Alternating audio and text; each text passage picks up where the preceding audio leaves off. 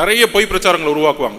அப்படி செட் பண்ணப்பட்டவர் தான் திரு அண்ணாமலை அவர்கள். டெல்லியில மோடி உட்கார்ந்துட்டு மற்ற ஸ்டேட்ல செட் பண்ணிட்டு இருக்காரு. இங்க திமுக அண்ணாமலையே செட் பண்ணிட்டாங்க.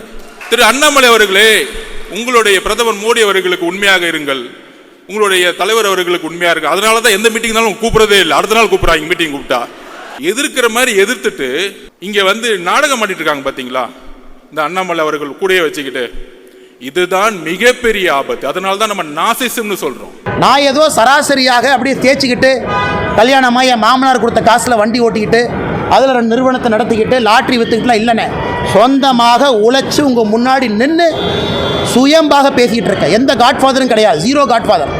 அதனால் மிக பெருமையாக இருப்பேன். கொஞ்சம் வாய்ப்பேச்சு அதிகம், எனக்கு கொஞ்சம் குறும்பு அதிகம், கொஞ்சம் தன்மானமும் வைராகியமும் கொஞ்சம் அதிகம். அப்பப்போ பிரச்சனை மாட்டிக்கிறேன். அதுக்காக பிரச்சனை வந்தாலும் தன்மானத்தையும் வைராகியத்தையும் எப்போ விடமாட்டேன். எந்த பிரச்சனையை வந்து தனி மனிதனாக விவசாயம் செஞ்சாலும் திரும்ப வந்துக்கிட்டே தான் இருக்கும். திராவிட முன்னேற்ற கழகத்துக்கு எதிராக தமிழகத்திலே அதிக போராட்டங்களை நடத்தியவங்க யாரு? பாரதிய ஜனதா கட்சி. திமுகவுக்கு எதிராக அதிக டிஃபமேஷன் கேஸ் 1440 கோடி ரூபாய் யார் மேலே இருக்கு? என் மேலே. கடந்த 4 ஆண்டுகளில் தமிழகத்தில் ஒரு கட்சி தலைவரின் மீது அதிக எஃப்ஐஆர் போட்டிருக்காங்க. எனக்கு செகண்ட் காம்படிஷன் இல்லை, நான் தான் ஃபஸ்ட்டு.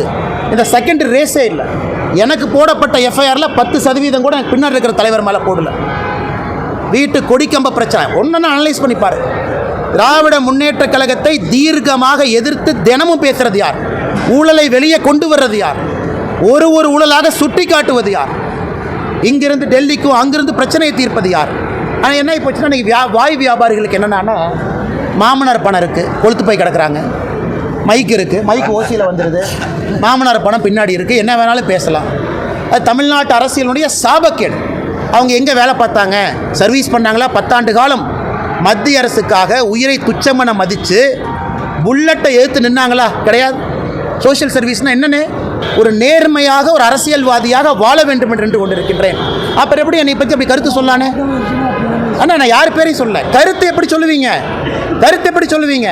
திமுக கான்ட்ராக்ட் எடுத்தனா, திமுக ஹைவேஸ் டிபார்ட்மெண்ட்டில் என் கம்பெனி வந்து ரோடு போட்டிருக்காங்களா? என் சொந்தக்காரங்க யாராச்சும் இதில் இருக்காங்களா? என்னுடைய சொந்த நிறுவனத்தினுடைய சேலரி நான் எடுக்காமல் இருக்கு.